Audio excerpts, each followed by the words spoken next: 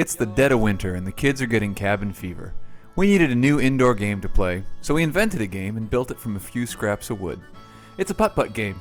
There's multiple bins where a golf ball can go.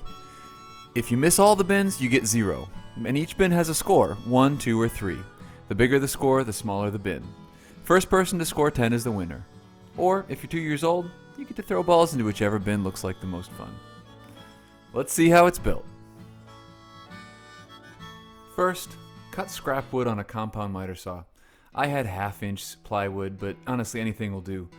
I made 6 squares that are 11 by 11 inches and 2 11 by 36 inch planks. Stack those 6 squares on top of each other and use the same saw to remove a 5/8 inch wide gap from the ends of the squares and just a bit over halfway up. Stack the 2 long planks on top of each other and remove a 5/8 inch gap from 6 places along the plank. That'll form your 5 bins for your game. Note that stacking them and cutting them all at once ensures the gaps are identical on all equally sized pieces of wood.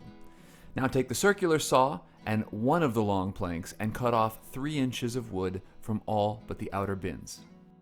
Next, give all the planks a nice paint job. Once the base coat is dry, keep on painting. Kids love to paint nice numbers and designs on these things. Last up, build the game. It's like IKEA furniture, just fit the planks together in the gaps that you cut. A 2-year-old with a wooden putter can help hammer things, but it may take longer that way. Now, give it all a play. The rules are pretty simple. If you miss the bins or are rejected, 0 points. You get the score of the bin that you enter, 1, 2, or 3. The first person to 10 points wins. My kids really took to this game.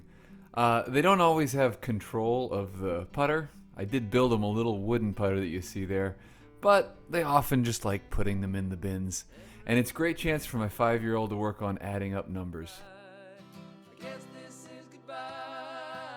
Let me know what you think in the comments, and don't forget to like and subscribe for more unique and useful do-it-yourself builds.